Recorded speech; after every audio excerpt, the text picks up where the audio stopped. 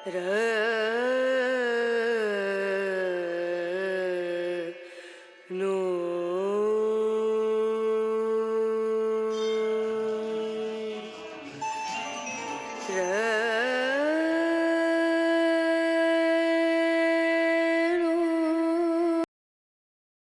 আজ শ্রাবণ মাসের প্রথম সোমবার।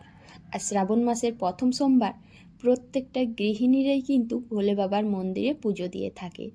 আর শুধু গৃহিণীরা কেন, প্রতিটা মেয়ে আর অনেক ক্ষেত্রে কিন্তু অনেক ছেলেও পুজো দিয়ে থাকে। আর এই শ্রাবণ মাসকে আমরা খুব পবিত্র মাস বলে মনে করি। তাই এই শ্রাবণ মাসে মন ভরে প্রতিটা সোমবার আমরা অবশ্যই পুজো দিতে যাই মন্দিরে। সেই জন্যই আজকের ব্লগটা একটু অন্যরকম হবে। অবশ্যই তোমাদের ভালো লাগবে। প্রিয় বন্ধুরা, তোমাদের সবাইকে পুরো ব্লগটা দেখার জন্য অনুরোধ করছি। কথায় আছে ভোলে বাবা, তাই এই ভোলে বাবার পুজো দিতে আহামরি কিচ্ছু লাগে না। একটা বেলপাতা আর একটা সাথে বাতাসা, ব্যাস এটাতেই কিন্তু উনি সন্তুষ্ট। ওই যে মানুষ যখন শান্তি পায়, অল্প একটু কথার যত্নেই শান্তি পায়, মানসিক শান্তি, ঠিক সেই রকম ভোলে বাবাও কিন্তু আমাদের কাছ থেকে বিশাল কিছু চায় না। মন ভরে ভক্তি ভরে শুধু পুজোটা দিলেই হয়। আর তার সাথে একটা বেলপাতা একটা বাতাসায় উনি সন্তুষ্ট। তো দেখো, সেই জন্য না গাছের থেকে বেলডাল পেড়ে এনেছি। আর দেখলে বেলডালে কত বড় বড় বেল কাটা। তো বেল কাটা প্রথমে একবার হাতে ঢুকেও ছিল অল্প একটু, সেইভাবে খুব বেশি লাগেনি, না হলে আবার একটা ঝামেলার সৃষ্টি। সকাল সকাল সংসারে সব কাজ করতে গিয়ে একদম ঘেমে নিয়ে একাকার। আর জানো তো, পুজোর দিনগুলোই আমাদের একটু তাড়াহুড়ো করে দৌড়ঝাঁপ করে কাজ করতে হয়। তারপরে আবার মন্দিরে পুজো দিতে যাওয়া মানে সেটার জন্য একটু আলাদা সময় বের করতেই হবে। আমাদের সংসার জীবনে তো প্রতিদিন সেই একই রুটিন চলতেই থাকে, কিন্তু এই যে পুজো দেওয়ার দিনগুলো, এই দিনগুলো আর একটুখানি যেন সময় বের করে নিতে হয় নিজেদের জন্য, নিজেদের মনকে শান্তিতে রাখার জন্য। তো সংসারের সব কাজ করে ভালো করে বেলপাতা ফুল সব কিছু ঠিকঠাক করে নিয়েছি। এরপর স্নান করে চলে এসেছি চুলগুলো জল ঝাড়তে। তো দেখো, অনেকটাই বেলা হয়ে আসছে। আর আমি জানো তো পুজো দিতে যাওয়ার না সব সময় চেষ্টা করি একটু তাড়াতাড়ি। তারপরে আবার আজকে শ্রাবণ মাসের প্রথম সোমবার, মন্দিরটাতে যদি সব লোক একসাথে যায় অনেক ঠেলাঠেলি হয়, আর সাথে পাঁচে ঠিক করে পুজোও দেওয়া হয় না। মানে নাম সংকল্প করব বা মন্দিরে যে জল ঢালবো ভোলে বাবার মাথায়, সেই সুযোগটাও পায় না। তো সেই জন্য তাড়াহুড়ো করে রেডি করে নিচ্ছি নিজেকে। আর আজকে তো শিব মন্দিরে পুজো যতক্ষণ না দিতে পারছি, যেন মনের মধ্যে একটা অস্থিরতা কাজ করছে। হ্যাঁ বন্ধুরা, তোমাদেরকে আবার একটা কথা বলে দিই, আজ হচ্ছে শ্রাবণ মাসের প্রথম সোমবার। অনেকে কিন্তু প্রথম সোমবারে ভালো শাড়ি পরে আলতা সিঁদুর সব কিছু পরে তার সাথে সবুজ চুড়ি পরেও পুজো দিতে যায়। বলা যেতে পারে এই শ্রাবণ মাসের প্রথম সোমবার থেকে প্রত্যেকটা মেয়ের হাতেই সবুজ চুড়ি তোমরা দেখতে পারবে। তবে আমি সবুজ চুড়ি পরিনি এই কারণেই, সবুজ চুড়ি পরার কিছু নিয়ম রয়েছে, যে নিয়মগুলো পালন করা হয়তো সম্ভব হবে না, কিন্তু একটু যদি অনিয়ম করে ফেলি সেটা মনের থেকে শান্তি পাবে না, যার কারণে সবুজ চুড়ি পরিনি। আর সবুজ চুড়ি পরলে একটাও চুড়ি যেন না ভাঙে, তার সাথে পুরো মাস নিরামিষ। আর এটা হয়তো হবে না সেই মনে করেই সবুজ চুড়ি আর পরা হয়নি। তারপর জানি না শেষ পর্যন্ত আগামী দিনে কোনো সময় পরবো কি না। তো যাই হোক, এই মুহূর্তে কাঁচের চুড়ি আমার কাছে নেই আর আমি পরছিও না, কিন্তু মনে প্রাণে যে জিনিসটাকে খুব পছন্দ করি, এই যে আলতা, আমি পুজো দিতে গেলে পায়ে যতক্ষণ না আলতা পরছি একদমই মনে শান্তি পায় না। তাই একজন গৃহবধূ হয়ে পার্বতী হয়ে আমি বাবা মহাদেবের মাথায় জল ঢালতে গেলে নিজেকে একটুখানি পরিপাটি করে আর পায়ে আলতা পরে অবশ্যই যাই, যেন এটাতে মনে একটা তৃপ্তি লাগে, যেন মনে হয় নিজেকে পরিপূর্ণরূপে তুলে ধরতে পেরেছি, এবার ভালো করে ভক্তি ভরে পুজোটা দিই। তো দেখো, আলতাটা এখন তাড়াহুড়ো করে পড়ছি।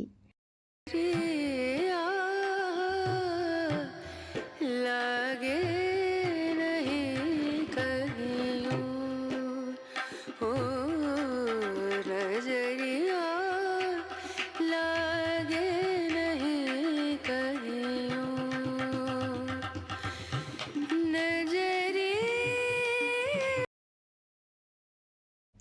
যে সমস্ত বন্ধুরা আমার ভিডিওটা ক্লিক করেছো তোমাদের সবাইকে জানাই অনেক অনেক ধন্যবাদ। ছোট্ট একটা গ্রাম থেকে মুনমুন প্রতিদিনের মতন আজকেও ভিডিওটা নিয়ে এসেছি। আশা করছি আজকে শ্রাবণ মাসের প্রথম সোমবারে কিভাবে পুজো দিলাম, কি করলাম সবটা তোমরা অবশ্যই দেখবে, তোমাদের ভীষণ ভালো লাগবে। আর হ্যাঁ, আজ কিন্তু ব্লগের মধ্যে অন্য কিছু না, যেহেতু শ্রাবণ মাসের প্রথম সোমবার মানে এই দিনটা যেন বাবা মহাদেবের নাম নিয়েই সারাটা দিন কাটে, সেই উদ্দেশ্যে ব্লগটাও কিন্তু তার উদ্দেশ্যেই দেওয়া, মানে তাকে নিয়েই দেওয়া। তো তোমরা দেখো, আর কারা কারা বন্ধুরা তোমরা আজকে শিবের মাথায় জল ঢালতে যাচ্ছ বা তারকেশ্বর যাচ্ছ বা কোথায় যাচ্ছ জল নিয়ে, সেটাও কিন্তু কমেন্ট করে জানিও। তো দেখো, আমি পুজোর জিনিস তো রেডি করেই নিয়েছিলাম, তারপরও এই যে একটু কাঁচা দুধ আর এই যে বেল। জানো তো, সবাই কিন্তু নারকেল দেয় পুজোতে, আর এদিকে বাবা মহাদেবের সবচেয়ে পছন্দের জিনিস বেল। অবশ্যই নারকেলের পরিবর্তে যদি তোমাদের গাছে বেল থাকে বা কারোর বাড়ির কাছাকাছি বেল থাকে, চেষ্টা করবে বেলটা দেওয়ার, কারণ এটাই ভীষণ পছন্দের জিনিস। ওই যে অনেক সময় দেখো না, মন্দিরের ঘটগুলোই একটা করে নারকেলের বদলে বেল দেওয়া থাকে।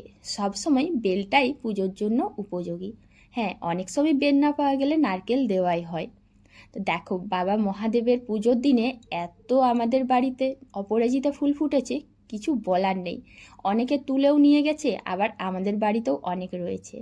আর যেহেতু সাদা জিনিস বাবা মহাদেব পছন্দ করে, তাই সাদা ফুলেই নিয়ে যাব। সেই জন্য যেন বাড়িতে পুজোর কারণে কিছু কিছু ফুল রেখে দিচ্ছি।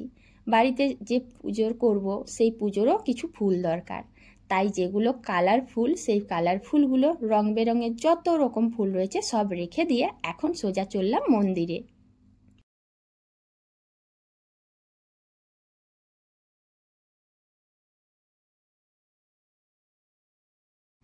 এখন চলে এসেছি মন্দিরে, আর আমরা এসে না দাঁড়িয়ে রয়েছি, কারণ কিছু মানুষ ঢুকেছে মন্দিরের ভেতরে।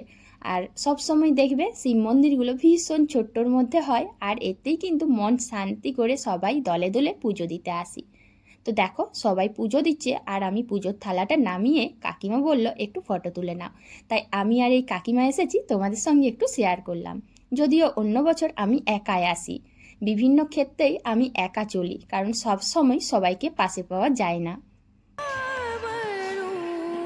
जादो बिवारी वारी वारी रे बिनती करत मैं तो हार गई रे पिया गो मनानत नाही रे पिया को मना पिया को मना पिया को मना। বাড়ির থেকে আসার সময় এটা ভেবেই এসেছিলাম যে একটুখানি যেন মন্দিরের ভেতরে বসে থাকতে পারি, বাবা মহাদেবের উদ্দেশ্যে যেন কিছু প্রার্থনা জানাতে পারি।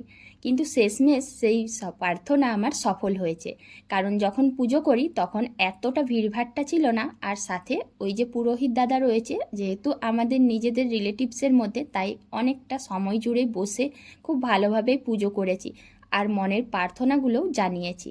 জানি না ঈশ্বর কতটা ভালো কতটা মন্দ আমার জন্য তুলে রেখেছেন, কিন্তু আমি সব সময় এটাই প্রার্থনা করি, বাবা মহাদেব যেন প্রতিটা মানুষের সমস্ত ইচ্ছে পূরণ করে, সবাইকে ভালো রাখুক, সবার মঙ্গল করুক। ব্যাস, এই প্রার্থনা করে আমি বেরিয়ে এলাম। এরপর দেখো বাইরে কতগুলো ষাঁড় রয়েছে। জানো তো, আমার যখন বিয়ে হয়ে আসে তখন এতগুলো ষাঁড় ছিল না। এরপর প্রতিটা মানুষ যখন মানসিক করে, তাদের ইচ্ছে পূরণ হয়, তারা এই ষাঁড়গুলো বসিয়ে দেয়। তো সেই জন্যেই এইবারে এসে দেখলাম মন্দিরটার চারিপাশে অনেকগুলো করে ষাঁড় রয়েছে, এদিকে ওদিকে। হয়তো অনেক মানুষই সফল হয়েছে তাদের ইচ্ছা পূরণে, ঈশ্বর তাদের মঙ্গল করেছেন, ইচ্ছে পূরণ করেছেন। তো সেই জন্য প্রত্যেকটা জায়গায় একটু করে ফুল আর প্রসাদ দিয়ে দিচ্ছি। আজকের এই ছোট্ট ব্লগটা তোমাদের কেমন লাগে অবশ্যই কেউ কমেন্ট করে বলতে ভুলবে না, আর একটা লাইক দিয়ে দিও। তো দেখো, মন্দির থেকে অনেকটাই দূরে এগিয়ে গেছি, আর এদিকে কাকিমা শাড়ি তুলে তুলে যাচ্ছেন, কারণ আমাদের গ্রামের এই যে মন্দিরটাতে আসবো রাস্তাটার অবস্থা দেখো। যদিও সব রাস্তায় একই অবস্থা, আর জানো তো রাস্তার যেদিকেই তাকাচ্ছি সবাই কথা বলছে, তাই ক্যামেরাতে ভিডিও করব না কথা বলবো। একটুখানি কাদা পেরিয়েছি, আবার একটুখানি কাদা। তো এখন বাড়ি যাচ্ছি, আর সবাই অবশ্যই কমেন্টে বলবে হর হর মহাদেব, বাবা ভোলেনাথ যেন সবার মঙ্গল করে সবাইকে ভালো রাখে। তো আজ এখানেই শেষ করছি।